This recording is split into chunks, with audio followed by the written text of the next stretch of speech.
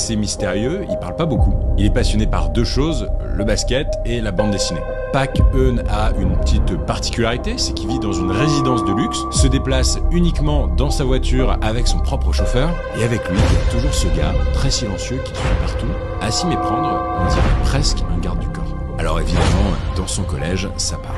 On se dit que ça doit être le fils d'un diplomate, cette justification semble mettre tout le monde d'accord, alors on ne va pas chercher plus loin. Mais ses camarades de classe ne l'apprendront que bien plus tard. Cet élève un peu chelou ne s'appelait pas vraiment Pak Eun, mais Jong-eun. Kim Jong-un. Et 16 ans plus tard, il deviendra le dictateur d'une des puissances les plus inquiétantes du monde. Aujourd'hui les amis, je vais vous raconter l'histoire d'un des dirigeants les plus puissants et très certainement l'un des plus flippants de notre époque. Allié du président russe Vladimir Poutine, ennemi juré des États-Unis, mais surtout, vous allez voir, cette histoire, c'est l'histoire d'un homme bourré de paradoxes, le destin d'un dictateur sans pitié, avide de pouvoir, obsédé par l'arme nucléaire. Voici la très sombre histoire de Kim Jong-un.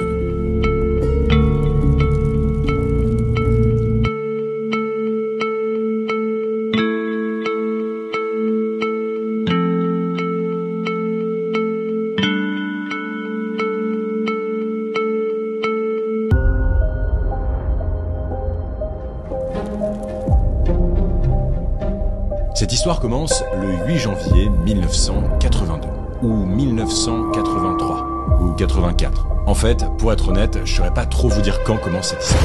On ne sait pas trop quand est né Kim Jong-un.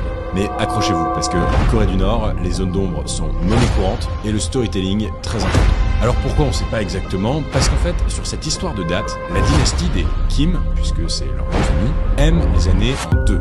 Le grand-père, Kim Il-sung, le fondateur de la dictature nord-coréenne, est né en 1912. Le père, Kim Jong-il, serait né en 1942. Alors officiellement, puisque on est parti sur des années en deux, le pouvoir nord-coréen dira que le fils, Kim Jong-un, est né en 1982, soit 70 ans après le grand-père. Voilà, comme ça sur le papier, ça claque. Bon, la vérité, c'est comme ça.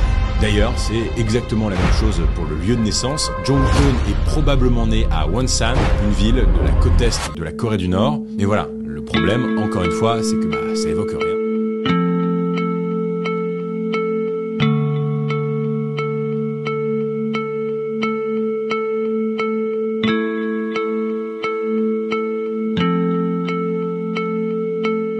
En tant que maréchal de la Corée du Nord, Kim Jong-un adopte un style assez bling-bling. Il aime les belles bagnoles, le whisky, le golf, et sa femme, Ri Sol-ju, elle s'habille carrément en Chanel et en Dior. L'idée c'est con, mais c'est de dire, en Corée du Nord, on vit aussi bien qu'en Corée du Sud. Spoiler, ça n'est pas le cas, mais ça n'empêche pas Kim Jong-un d'avoir des drôles d'amis, comme par exemple ce basketteur américain Dennis Rodman. Happy birthday to you.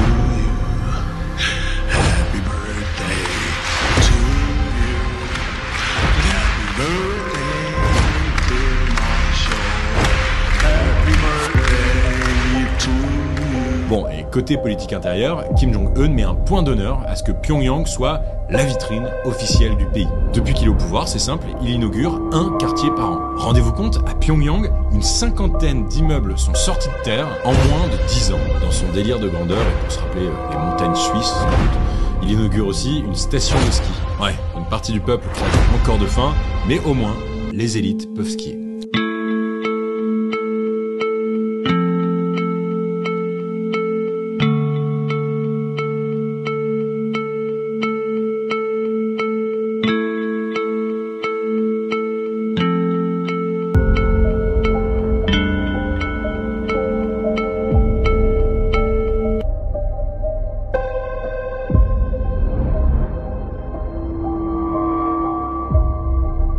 Des références au Kim, des statues partout, des portraits jusque dans les métros, et dès l'âge de 14 ans, les Nord-Coréens sont obligés de porter un pins à l'effigie du dictateur. En fait, Kim Jong-un marche complètement dans les pas de son père, je dirais même de son grand-père. D'ailleurs, il ressemble beaucoup à son grand-père. Ils font la même taille, 1m75, ils ont la même stature, même regard. Il faut savoir que Kim Jong-un, il joue beaucoup de cette ressemblance. Il copie sa manière de se coiffer, de parler, de s'habiller. J'ai pu même lire qu'on disait qu'il faisait de la chirurgie esthétique pour ressembler un peu à papy. Et malheureusement, la manière dont il s'en inspire le plus, c'est pour gouverner. Encore et toujours par la terreur. Il attend une loyauté absolue de ses collaborateurs et la moindre hésitation est immédiatement sanctionnée. D'ailleurs, on le sait pas forcément, mais il existe encore en Corée du Nord des camps de concentration. Ce sont des camps pour les prisonniers politiques. Les rares personnes qui s'en sont échappées racontent la violence, les viols, les exécutions arbitraires. Et en termes de chiffres, c'est très loin d'être anecdotique puisqu'on estime qu'il y a encore 200 000 prisonniers dans ces camps.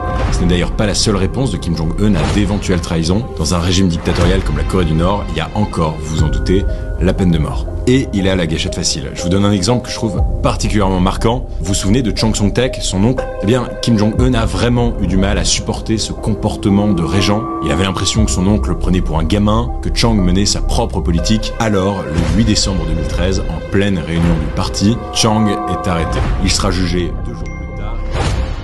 Corruption, trahison et de libertinage. 그러나 개만도 못한 추악한 인간 쓰레기 장성택은 당과 수령로부터 받아하는 하늘 같은 믿음과 뜨거운 육신적 사랑을 배신하고 천인공노할 반역 행위를 감행하였다. Le 12 décembre 2013, la sentence tombe, Chang Song-taek est condamné à mort et exécuté dans la foulée. Cette exécution sonne aussi comme un véritable choc pour les Nord-Coréens, qui comprennent alors que rien ne va changer sous Kim Jong-un, qui, sous ses airs de « ouais, je bois du whisky, je regarde le basket », se révèle en fait aussi cruel que ses prédécesseurs.